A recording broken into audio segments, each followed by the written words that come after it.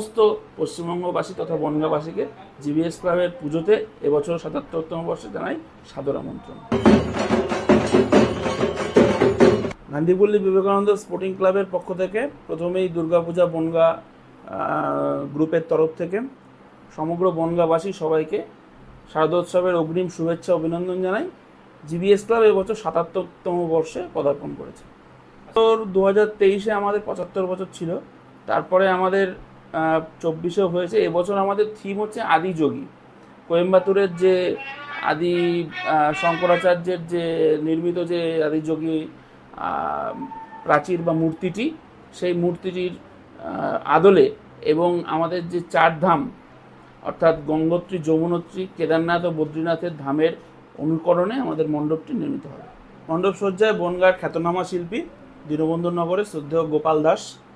আর মণ্ডপে তো উনি থাকছেনই, উনি দুর্গাপুজোতে 2010-এর পরের থেকে দীর্ঘদিন ধরে আমাদের ক্লাবে উনি মণ্ডপ করেছেন। আর প্রতিমা আসছে মণ্ডলপাড়ার থেকে, মণ্ডলপাড়ার প্রখ্যাত শিল্পী। এবং আমাদের লাইট থাকছে চাঁদপাড়ার হচ্ছে শ্রদ্ধেয় অনিক দাস, তার আলোকসজ্জা দিয়ে আমাদের এবছরের শারদোৎসব। জিবিএস ক্লাব বরাবরই দুর্গাপুজোতে একটা বনগাঁর সারা জাগানো নাম। বনগাঁয় যে কয়েকটি বড় দুর্গাপুজো হয় তাদের মধ্যে আমরা অন্যতম।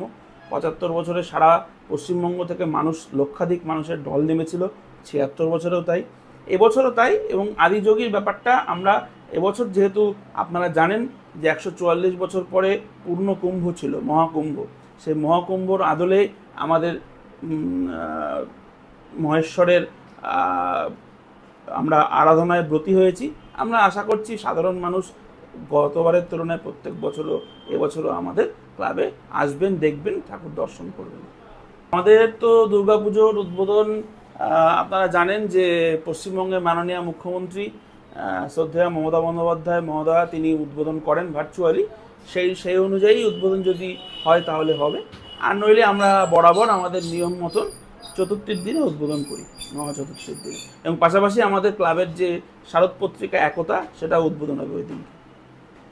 কাজ তো থাকেই, আমাদের কিছুদিন আগেই পরিবেশ দিবস উদযাপিত হলো ক্লাবে। আর সমাজসেবামূলক কাজ আমরা পুজোর মধ্যে বস্ত্রদান থেকে শুরু করে আমরা দুস্থ ছাত্রছাত্রীদের পুস্তক দান অর্থাৎ বই, যারা খুবই ইকোনমিক্যালি উইকার, এই ধরনের কাজগুলো লেগেই থাকে।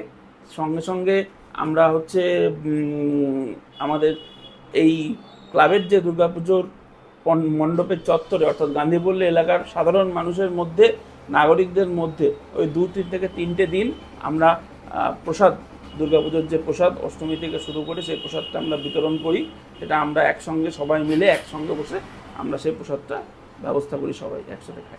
সহজ রাস্তায় আপনারা যদি বনগাঁ স্টেশন ধরেন, বনগাঁ থেকে শিয়ালদা থেকে বনগাঁ লোকাল বা রানাঘাট থেকে বনগাঁ লোকাল ধরে বনগাঁ স্টেশন থেকে আপনার যে কোনো টোটো ধরলে স্টেট ব্যাংকের মোড় বা রামনগর রোডের মোড় থেকে নেমেই একটু 50 মিটার গেলেই আমাদের ক্লাব ভবন, সেখানেই পূজা মণ্ডপ।